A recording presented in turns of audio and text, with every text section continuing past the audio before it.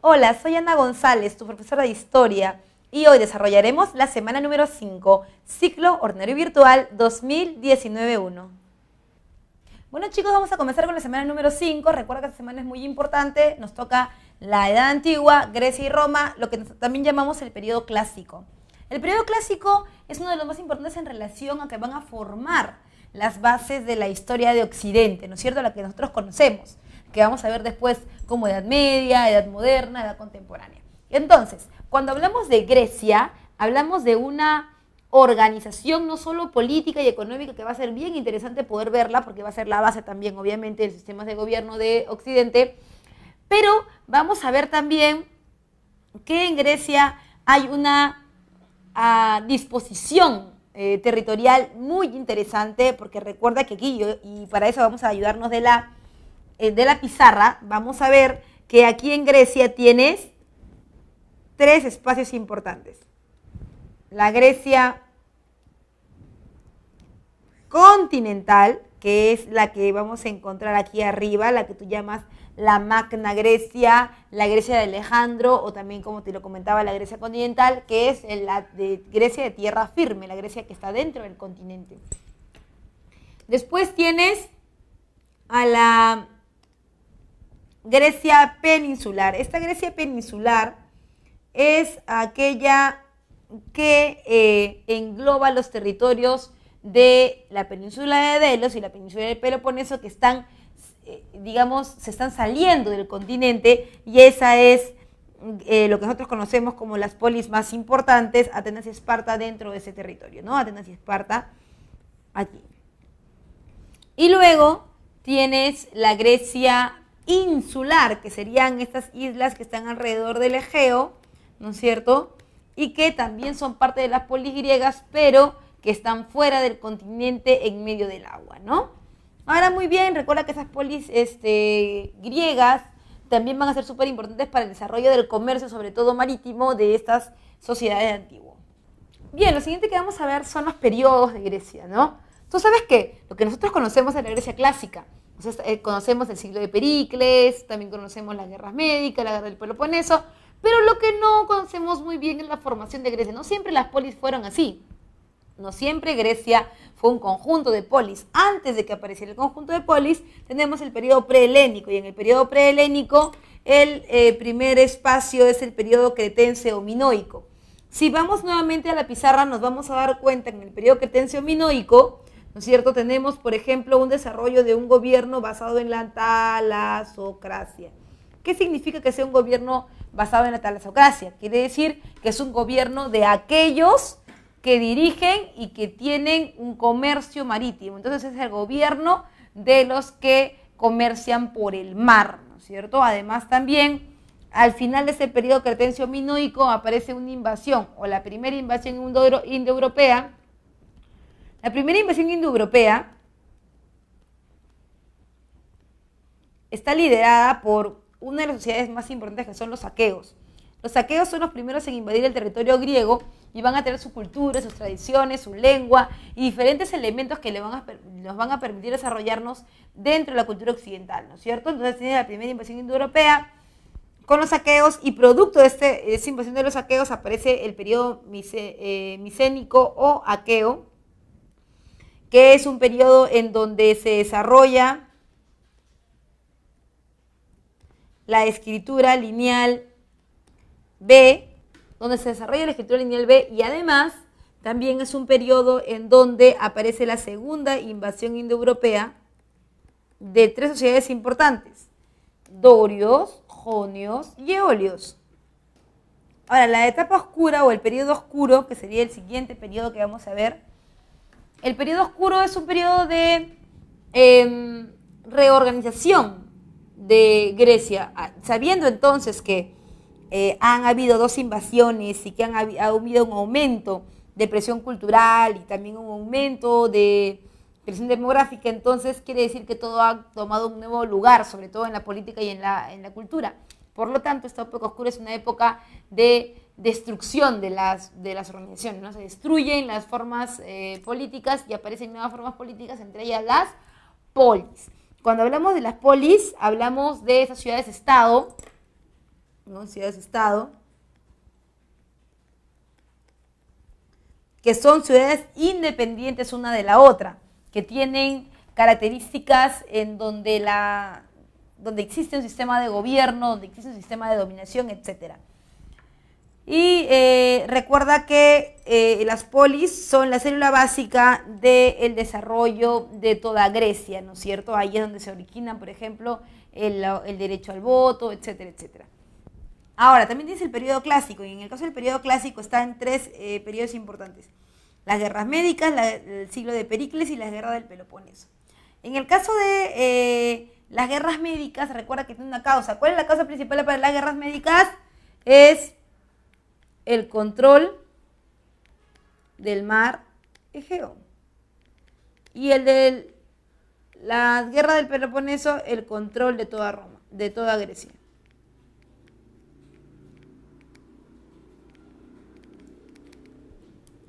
¿No? Después del periodo clásico, ¿no es cierto?, donde vemos las guerras médicas, el siglo de Pericles, que es el siglo de esplendor, nos vamos con el helenismo, en donde aparece el imperio macedónico. El imperio macedónico es la última parte del desarrollo griego, en donde hay una intervención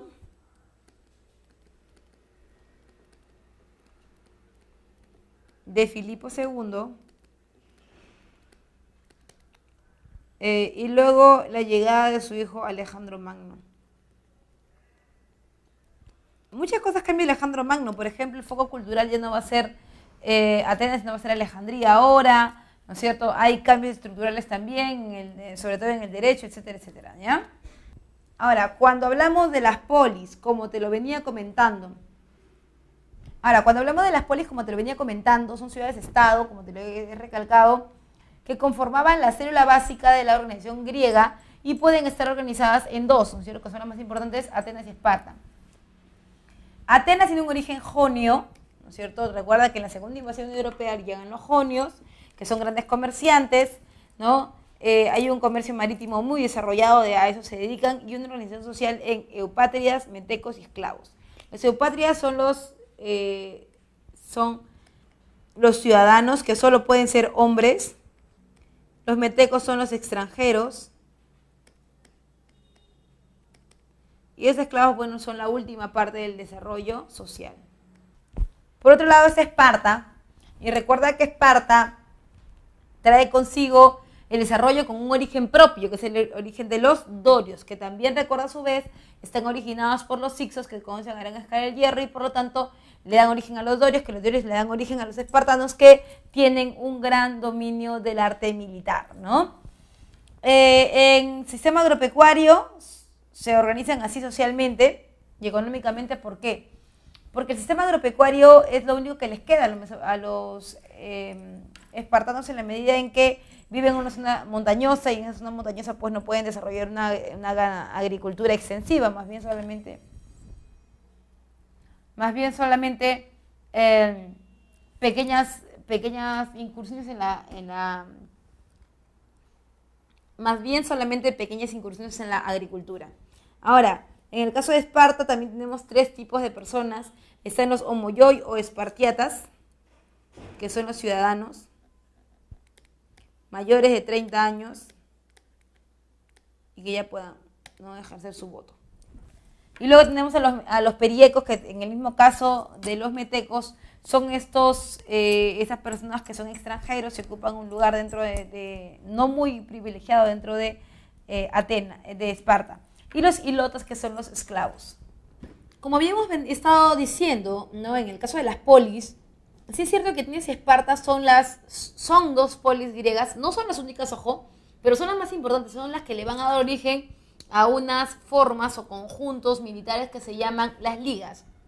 La Liga de Delos, la Liga del Peloponeso. Entonces lo que hemos estado viendo es que a Atenas le dan origen los jonios, que básicamente tienen un comercio marítimo, a eso se dedican. Y eso es un buen punto cuando hablamos de, por ejemplo, de la ocupación de Atenas. La ocupación de Atenas, o a lo que se dedica, es súper importante para darse cuenta por qué los atenienses desarrollan democracia, ¿no? Si yo soy un militar como Esparta, es lógico que no voy a poder desarrollar democracia. ¿Por qué? Porque yo siempre voy a crear una barrera jerárquica, obviamente, entre mi contrincante y yo. Yo soy mejor que tú, yo puedo más, yo soy más fuerte, yo te domino, yo te sojuzgo. En el caso de Atenas no, porque en el caso de Atenas tiene que crear más bien ese contexto, ¿no es cierto?, de que todos somos iguales, para que tú me compres y yo te pueda vender, ¿no? Porque esa es la idea. O sea, la idea en un sistema comercial es que tengamos un estatus en donde todos podamos intercambiar a través del dinero, ¿no es cierto? En este caso, por ejemplo, Atenas está haciendo eso y es por eso que busca una forma de conciliación social. Esta forma de conciliación social tú la conoces como democracia.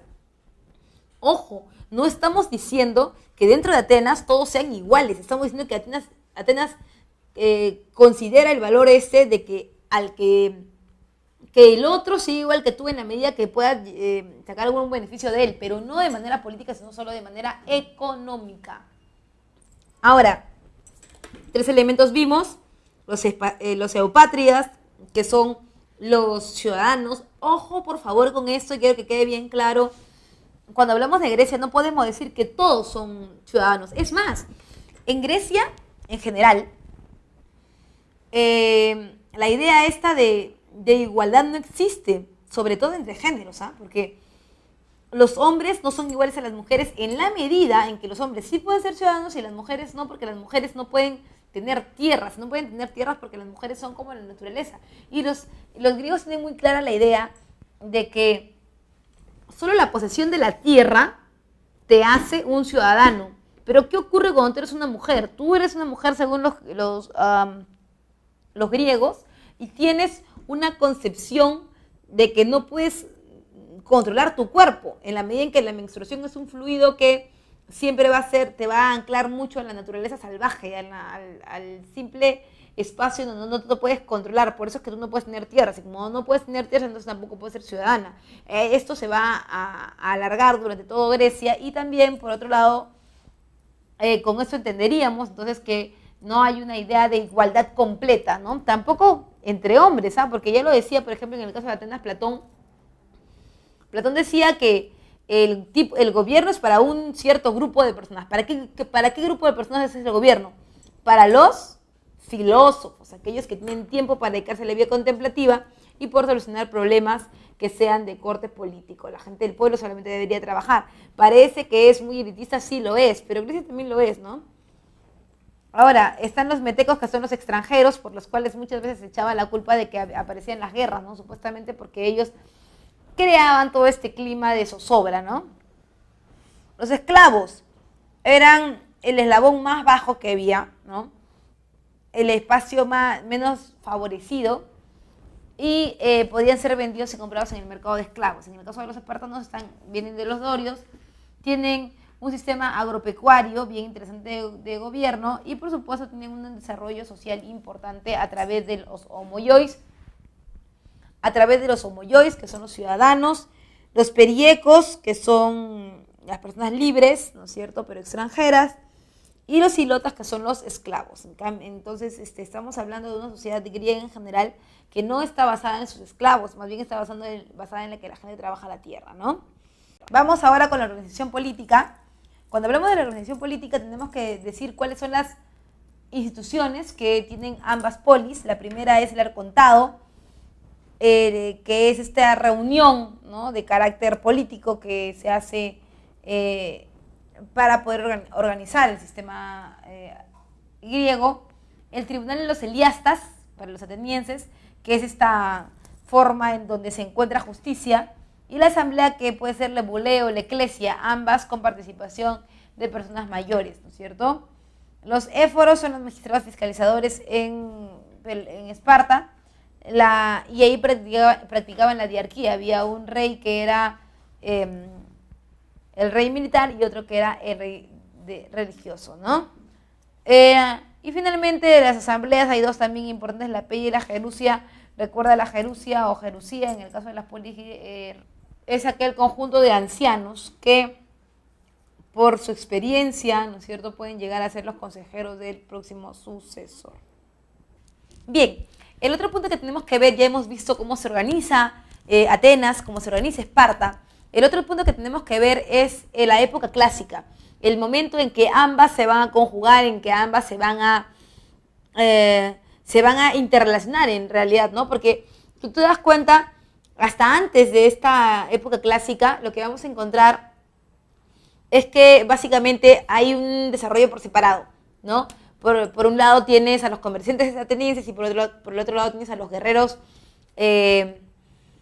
a espartanos, ¿no? Pero cuando hablamos de las guerras médicas hablamos también de un periodo en donde, si bien es cierto, no hay una participación tan extensa de los dos, sí es cierto que se juntan militarmente, ¿no?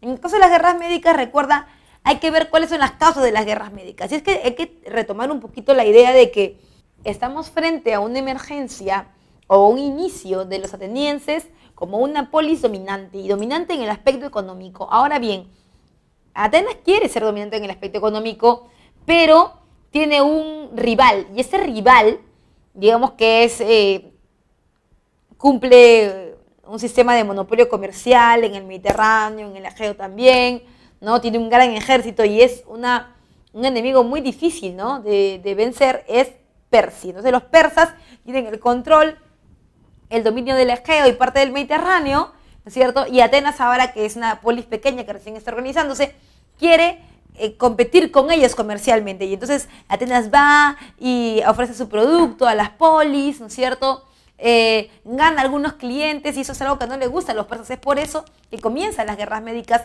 por el control comercial del mar Egeo, ¿no es cierto? ¿Entre quiénes? Entre Atenas y, por supuesto, ¿quiénes? Los persas. Ahora también hay que darse cuenta de algo, que no solamente estamos hablando de los atenienses, estamos hablando de todos aquellos que apoyan a los atenienses, que serían como sus amigos comerciales, ¿no es cierto?, que les conviene que Atenas entre a tallar en el poder económico, sobre todo, ¿no? Entonces, por eso es que aparece la idea de que es una guerra entre griegos y persas, pero básicamente es el poder de Atenas con el de sus amigos versus el persa, ¿no? Ahora, Persia no está dispuesto a detenerse con nada. O sea, Persia lo que quiere es seguir avanzando, avanzando y avanzando, pero ahora se le ha opuesto a alguien, directamente, que es Atenas, y por eso tiene que calmar su expansión.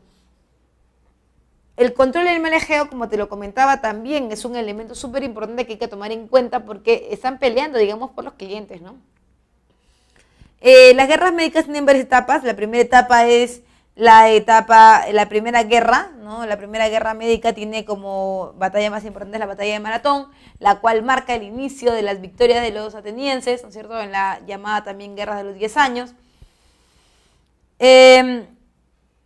La batalla de Maratón es ese símbolo por el cual Atenas, contra viento y marea, con una buena estrategia militar, logra cortar el avance de los persas y, por supuesto, avanzar. En ese momento, Filipides, que es el enviado de los atenienses, corre hacia Atenas para dar la buena nueva de que ellos han ganado.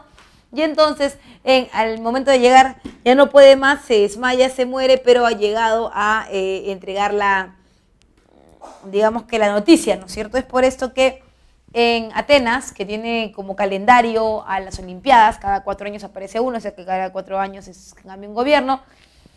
No solamente es un juego deportivo, también es un calendario, pero como juego deportivo, ¿no es cierto?, pone como una de las pruebas más importantes a Maratón. Luego tiene la Segunda Guerra Médica. En la Segunda Guerra Médica, Salamina y Platea son las batallas más importantes, ¿no es cierto? Ahora, hay que darnos cuenta que en la Segunda Guerra Médica hay apoyo de los espartanos de una manera muy corta, lo que tú conoces como Leonias y los 300, que nos van a ayudar en el paso de las Termópilas, pero que en realidad no representan tampoco mucha diferencia, porque ellos, bueno, mueren en el campo de batalla y son los griegos los que siguen avanzando. En la Tercera Guerra Médica está la victoria de la Liga de Delos, y tú me preguntarás, profesora, por favor, dígame qué cosa es la Liga de Delos.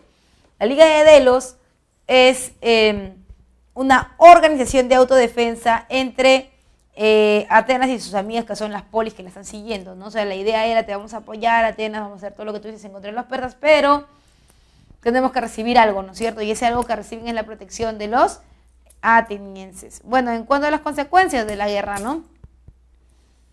Hay una decadencia del imperio persa, ¿no? Porque toma el poder Atenas y se convierte en lo máximo de lo máximo. Y hay una hegemonía ateniense que va aumentando, ¿no es cierto? Que va creciendo. Lo que nosotros le llamamos el siglo de Pericles, ¿no es cierto? Que vamos a desarrollar en el siguiente capítulo. Bien, dentro de las consecuencias que habíamos visto que se forman de las guerras de médicas, la última es el inicio del siglo de Pericles. ¿Qué cosa es el siglo de Pericles? Es el siglo de mayor esplendor, no solamente cultural, sino también económico de toda Atenas, ¿no es cierto? Y Atenas se va a volver hegemónica, o sea, la número uno, la number one, en toda cosa, en todo Grecia, ¿ya? Una hegemonía ateniense que relega a los espartanos, que se la van a guardar, se la van a guardar, se la van a guardar, porque lo que ellos quieren es siempre dominar. Ahora regresemos a la pizarrita, por favor, para ver cómo ese sería este sistema, ¿no? En el caso del siglo de Pericles, en este periodo se restringe la ciudadanía a través de la ley de la mistoforia, en donde Pericles habla acerca de la posibilidad de saber quiénes son los ciudadanos atenienses, porque van a haber requisitos. El primer requisito es ser hijo de padre y madre ateniense, porque se creía que los comerciantes que llegaban al puerto del Pirio poco o nada tenían que perder, ¿no? Si es que Grecia entraba en una guerra, así que muchas veces se alentaban esas guerras para poder sacar provecho, etcétera, etcétera. Y es por eso que prefirieron simplemente tener un espacio, ¿no? Luego tienes el apogeo cultural. Sí, efectivamente el siglo de Pericles es un siglo en donde, de oro, de las luces, en donde aparece el desarrollo de la escultura, sobre todo de exaltación de la imagen masculina, ¿no? Etcétera, etcétera. Y la consolidación de la democracia, ¿no? Mira, si lo que hay que tomar en cuenta es que la democracia en sí no es un sistema para todos, es algo que dice Platón, ¿no es cierto?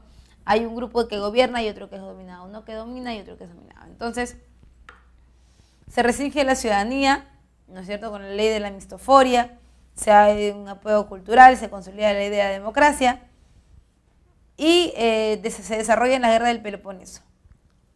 Cuando hablamos de la guerra del Peloponeso, por otro lado, debemos decir que tiene una causa, y es la ambición que tiene Esparta por todos los terrenos, por todo el territorio de los griegos, ¿no?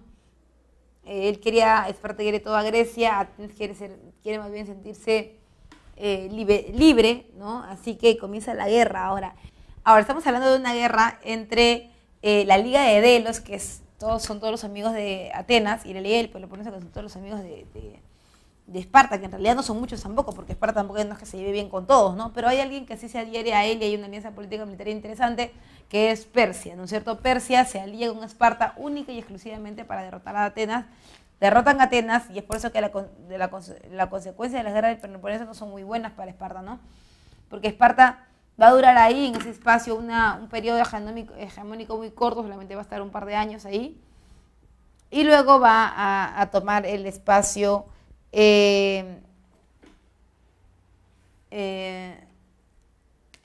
los persas, ¿no es cierto?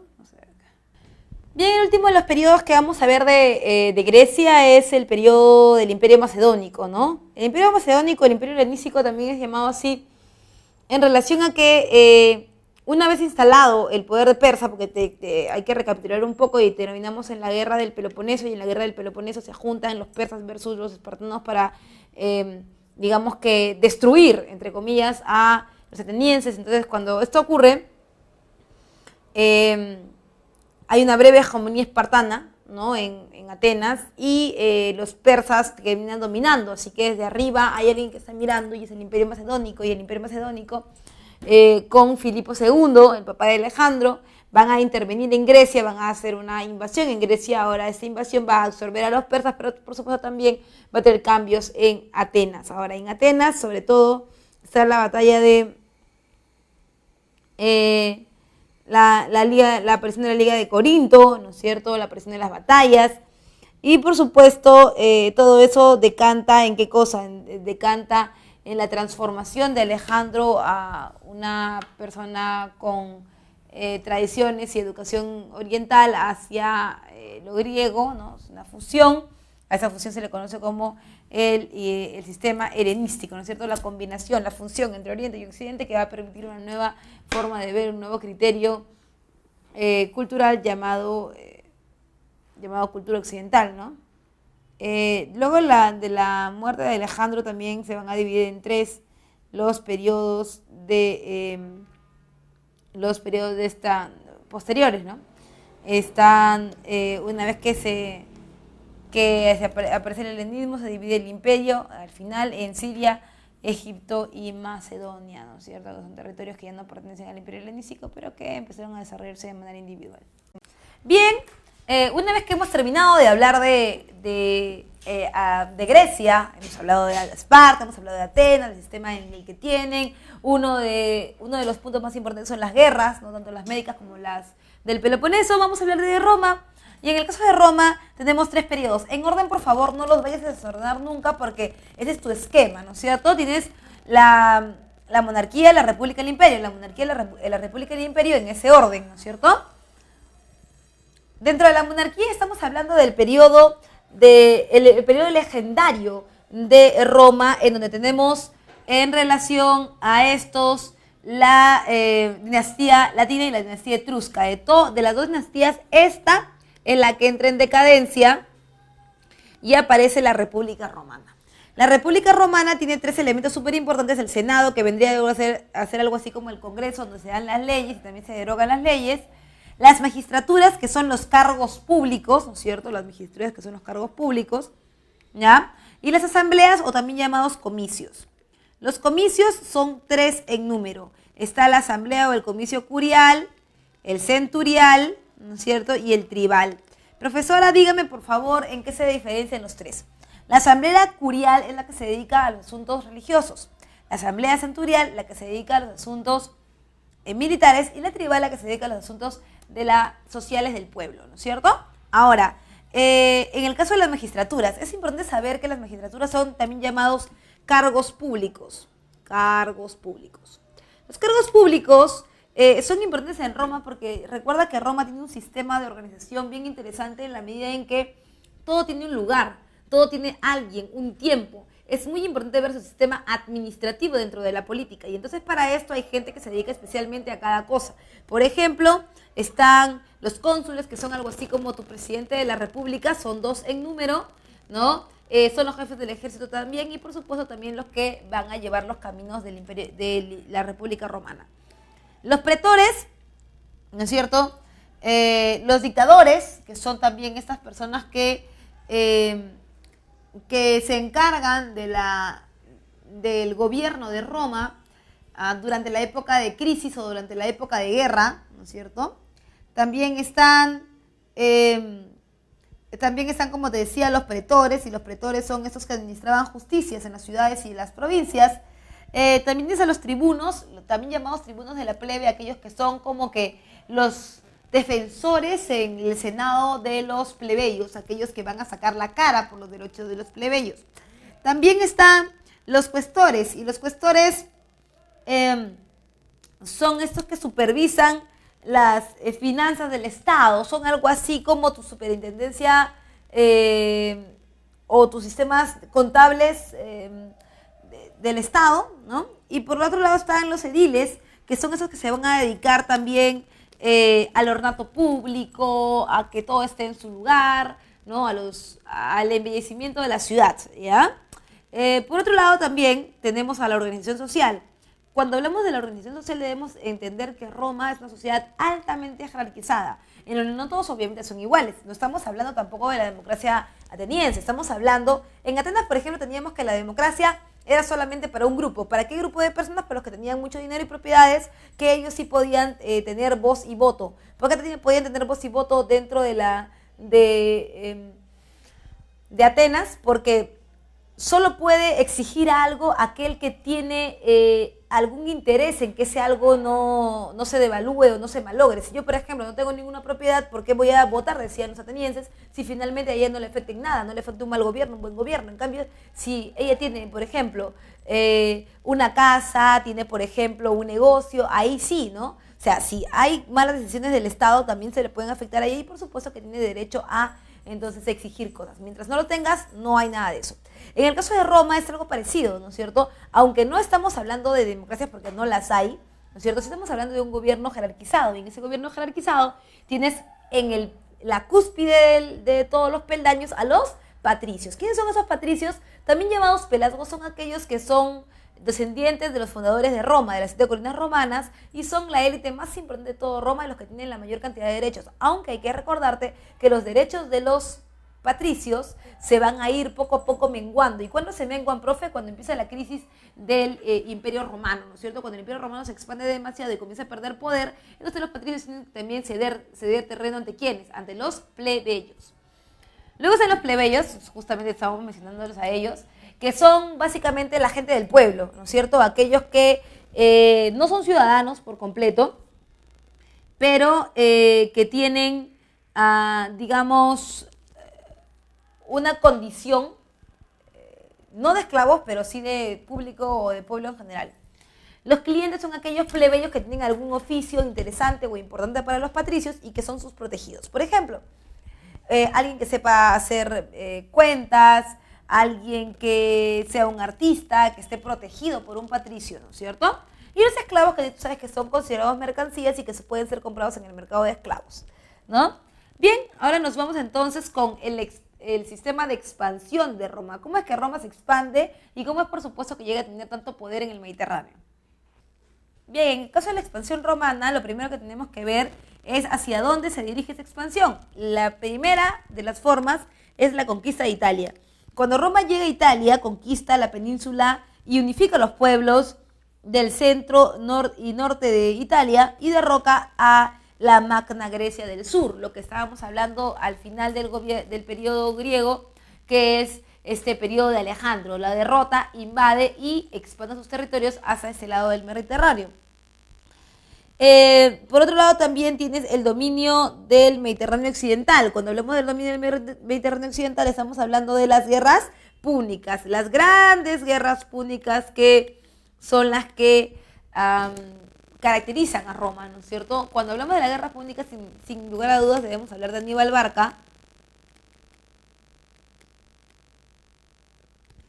¿no es cierto? De Aníbal Barca y su enfrentamiento frente a Roma en Cartago, ¿no? En Cartago, en donde Roma logra tener presencia en la península hispánica, ¿no? Y el norte de África y en las Galias. O sea, se está dando cuenta, se está expandiendo sobre todo para el dominio del Mediterráneo, que es muy importante en la medida en que el Mediterráneo es el principal centro de comercio de toda el área en la que se encuentra la República Romana, ¿no? Ahora bien, así expandido como lo estamos viendo, tú podrías decir que, bueno, Roma le está yendo muy bien, está cada vez mejor, ¿no? No hay nada que sea malo en esto, pero en realidad sí hay algo malo.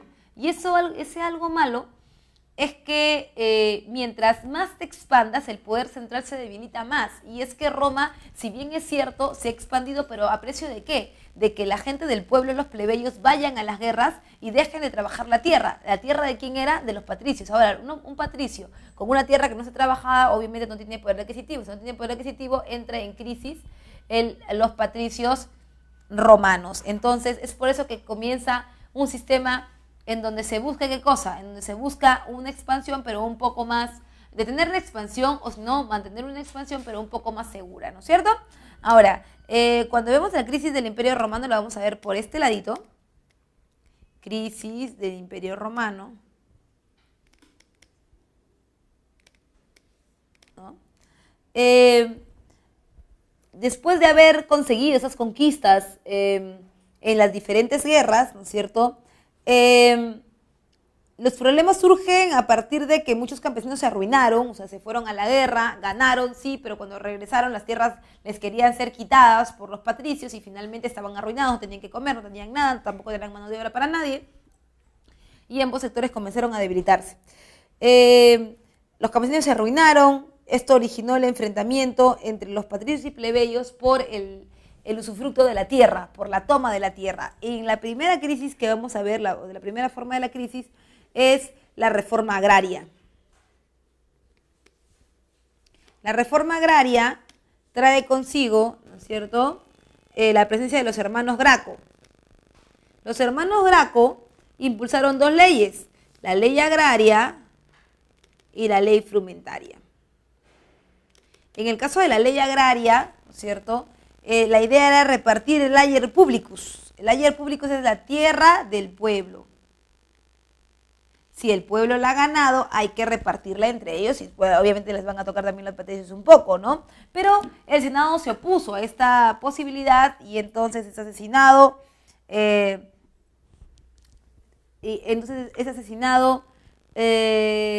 Tiberio Graco, ¿no es cierto? Y finalmente queda su hermano Cayo, recuerda que él va a dar la ley frumentaria. ¿Qué significa la ley frumentaria? Bajar el precio del trigo para que sea más accesible a la gente del pueblo. Eso es algo que tampoco van a acceder los patricios. ¿Por qué? Porque los patricios venden el trigo y ahora que están mal económicamente, obviamente no van a querer bajar su precio y van a querer ganar sobre ese precio. Entonces es por eso que tampoco funciona la ley de Tiberio ni de Cayo Graco y nos vamos a una segunda etapa, que es la etapa de las guerras civiles, por ver quién va a organizar mejor esto. Bien, cuando vemos las guerras civiles, las guerras civiles romanas tienen como base la ambición de los generales por el poder político y originan estas guerras. ¿Por qué? Porque al haber un vacío político de los patricios, son los mismos patricios los que están disputando entre ellos con los plebeyos, porque son dos partidos políticos diferentes, partido político de los patricios, partido político de los plebeyos.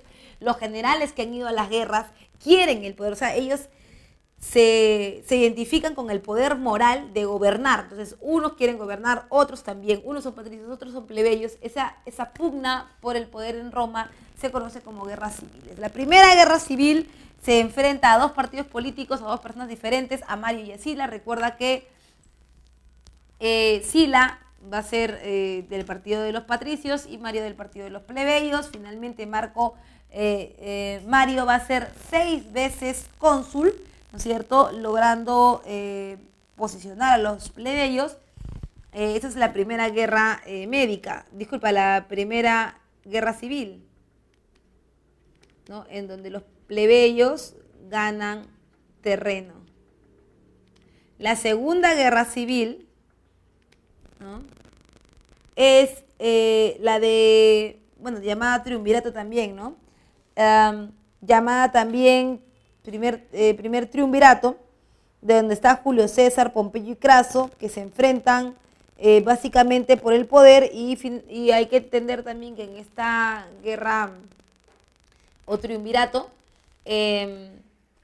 Craso es el primero que sale del triunvirato porque, bueno, él es eliminado por los partos, ¿no es cierto? Y solamente queda el enfrentamiento entre Pompeyo y Julio César, que finalmente se llegan a unir por un matrimonio de conveniencia de la hija de Pompeyo y Julio César. Finalmente tienes la tercera guerra,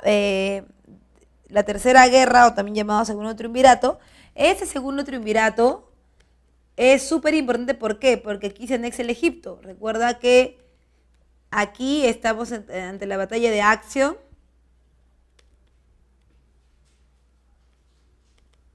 Y en la batalla de Acción recuerda que se enfrentan Marco Antonio y Octavio. Octavio termina ganando la batalla.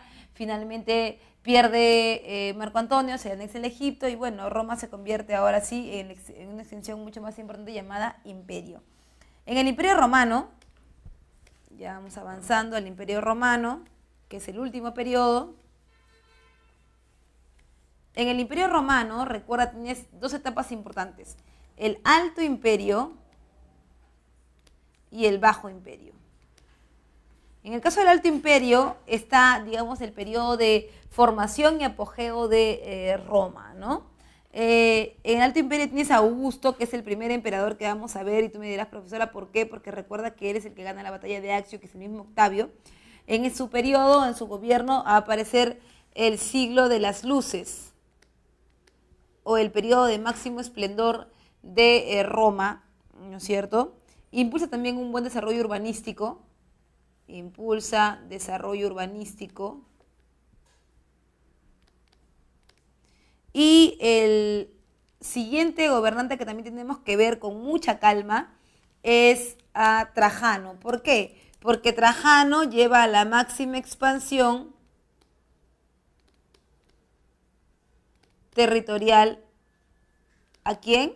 A Roma. ¿Perfecto? Ahora, después de Trajano, llega para nosotros el Bajo Imperio Romano. Del Bajo Imperio Romano, solamente, yo diría, dos representantes importantes. Uno es Constantino y el otro es Teodosio. Profesora, ¿por qué los tengo a los dos? Porque ambos tienen edictos. ¿Qué significa tener un edicto para el Imperio Romano? Es decir, tener un documento por el cual se hagan modificaciones en la religión.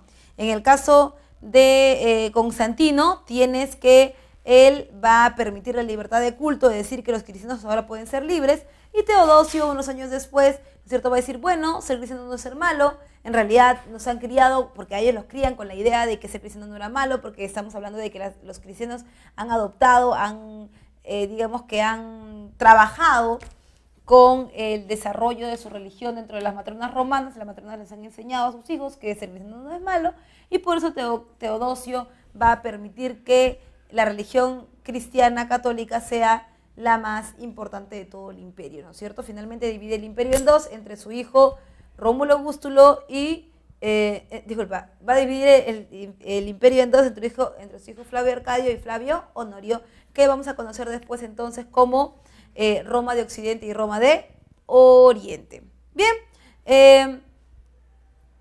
vamos a ver entonces que ya hemos repasado, ya hemos visto los tres periodos, la República, la monarquía, la república y el imperio, ¿no es cierto? Y que además solamente nos faltaría hablar sobre la religión. Ya sabes tú que es una religión politeísta, que plantea el cristianismo como un periodo o un sistema en el cual se van a basar ellos, ¿no es cierto? Y además que tú sabes que, como siempre, no podemos dejarlo de lado, su aporte cultural más importante al desarrollo de Occidente es el derecho romano, ¿no es cierto? Y en literatura, por supuesto, la influencia griega, de la sátira, y en arquitectura, dos cosas importantes: es monumental y es funcional. Así también tienes, por ejemplo, la que destacan los anfiteatros, los templos y los acueductos. A continuación nos vamos con las preguntas. Vamos con la pregunta número 1, dice: son características más sobresalientes de la civilización minoica. Recuerda, estamos hablando de la civilización cretense o minoica. ¿A qué nos referimos con esto? Que es la primera civilización del periodo pre-helénico. Y recuerda cuáles eran las características. En el cretense o minoico tenías, 1, gobierno de talasocracia, o sea, de los que comercian por el mar. Después también tenías el desarrollo de la escritura lineal. Desarrollo de escritura lineal. Y al final del periodo tenías la invasión de los aqueos, que también lo podemos considerar como la primera invasión indoeuropea, que le va a dar forma a lo que tú conoces como Grecia clásica, que luego se van a representar en sus polis, tanto de Atenas como Esparta, que luego llamaremos metrópolis. Entonces, también debemos adjuntar a eso que es el periodo en donde se inician las grandes construcciones palaciegas, en donde el sistema religioso y político van a comenzar a tomar mucho poder. Entonces, construcciones palaciegas, gobierno de talasocracia, invasiones de los aqueos y desarrollo de la escritura lineal, ¿no es cierto? Por eso es que tu clave es la letra C: arquitectura palaciega y laberíntica, escritura lineal y talasocracia. Pregunta número 2 dice: con respecto a las causas que desencadenaron las guerras médicas durante el periodo clásico, señala a continuación lo que corresponda. Dice: el expansionismo persa sobre la península balcánica. Eso es cierto. Recuerda tú que es la respuesta de Atenas frente a al monopolio comercial que estaba ejerciendo Persia, por el cual él digamos que incursiona en el sistema de ventas, ¿no? El control del tráfico cultural en el Mediterráneo Occidental, eso es falso. Recuerda que las principales causas por las que se van a aparecer las guerras médicas son causas netamente económicas. Ítem número 3 dice, el deseo de las polis balcánicas por liberar Asia Menor del dominio persa. Eso es verdadero, porque justamente se estaba comentando que los persas han hecho un monopolio comercial en el Asia Menor. Entonces lo que ellos quieren es liberarse para tener una mejor condición comercial, ¿no? La rivalidad entre Atenas y Esparta. En realidad Atenas y Esparta, esa no es un ítem válido, porque Atenas y Esparta al principio no están rivalizadas. Empiezan a rivalizar cuando Atenas surge al final de las guerras médicas y Atenas se convierte en un eje cultural. Ahí es donde Esparta entra en rivalidad con Atenas y por supuesto quiere gobernar toda la península, todo el territorio griego, y ahí es donde entran a la pelea, pero en realidad eso no es causa para las guerras médicas, sino para las guerras del Peloponeso. Y la rebelión de Mileto también, por supuesto, es una causa antecedente de las guerras médicas. Por eso tu clave es la letra E, 1, 3 y 5. Acerca de la organización política de la República Romana, identifique el valor de la verdad o falsedad que corresponda. ¿Sí? Los cuestores administraban el tesoro público. Eso es verdadero. Recuerda que un cuestor es algo así como un representante económico del Estado frente a la recaudación que se puede hacer de los impuestos, ¿no? Eso es verdadero. Lo siguiente es, los censores elaboraban la lista de ciudadanos. Eso también es verdadero. Un censor tiene como tarea el censo y la censura. El censo es el conteo de la población y la censura es la habilidad o la posibilidad que tienen ellos de decir quiénes sí y quiénes no van en la lista de los que pudieran ser candidatos para alguna magistratura. Por ejemplo, si tenemos algún problema moral, económico o político, entonces los censores dirían, ¿sabes qué? Él no puede postular. ¿Por qué no puede postular al cargo público? Porque tiene problemas políticos, porque tiene problemas económicos, porque tiene problemas morales, y eso luego lo va a intentar limpiar, lo va a intentar resolver cuando ya tenga el cargo público. Solamente se quiere servir de Roma y no quiere trabajar para ella, ¿no? Los ediles gobernaban las provincias los ediles gobernaban las provincias y administraban justicia. Eso es falso, ellos no administraban justicia y tampoco gobernaban las provincias. Los ediles se dedican al ornato, al cuidado de la ciudad, etcétera, ¿no es cierto? Los cónsules dirigían el gobierno municipal. No, los cónsules dirigen el gobierno central. Son como si fueran tus presidentes y son 2 en número, ¿ya? La dictadura era un rango, la dictadura era un cargo extraordinario para salvar la república. Eso es cierto. Recuerda que el dictador entra a la República Romana a gobernar, ¿cuándo? Cuando entran en crisis o en emergencias, y eso normalmente es en guerras. Por lo tanto, tu clave es la letra E. Verdadero, verdadero, falso, falso, verdadero. Pregunta número 4 dice, a pesar de todas aquellas victorias espectaculares, Aníbal sabía que no podía seguir con la campaña en Italia a menos que consiguiera refuerzos. No atacó directamente a la ciudad de Roma, quizás con la esperanza de que ésta se viera obligada a ofrecer concesiones territoriales que fueran aceptables para Cartago. Por supuesto, intentó ganarse para su causa a los aliados italianos de Roma. Algunos pueblos se unieron a Aníbal por su propia voluntad. Brian Campbell, Historia de Roma, página 50. Ese texto que hemos visto es un texto que hemos podido rescatar de este autor y que te da la siguiente premisa para que responda. Dice, el texto anterior y de lo aprendido en clases podemos asegurar que entre los factores que determinaron la derrota de Cartago en las guerras púnicas destacan. Bien, vamos a dar algunos elementos que nos están pidiendo y nos dicen la falta de apoyo militar por parte de Cartago al ejército de Aníbal. Eso sí es cierto, ¿no? O sea, no, tú sabes que Cartago se alía con Aníbal, la reina Dido le da su apoyo, pero el apoyo empieza a cortarse cuando Aníbal y ella entran en una disputa personal y política, ¿no? Que corta la ayuda de Cartago a Aníbal y lo deja prácticamente sin suministros para poder atacar a Roma.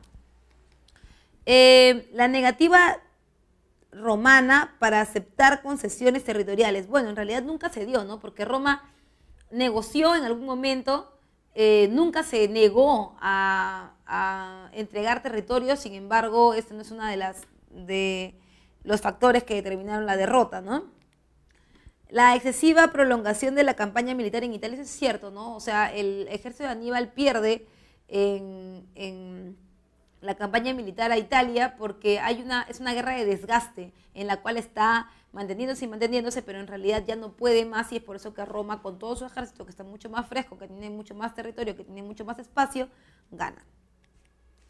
Roma obtuvo grandes aliados contra Cartago. Es falso, en realidad Roma va solo, ¿no es cierto? La fatal iniciativa de Aníbal por atacar inmediatamente la capital. No, en realidad Aníbal se retrasa un poco más bien en atacar la capital y es por eso que cae rápidamente y Roma puede optar por la victoria. Entonces, tu clave es la letra B, solo 1 y 3. Como cada semana, eso ha sido todo por el día de hoy. No te olvides que tenemos una nueva cita en este canal la próxima semana. ¡Chao!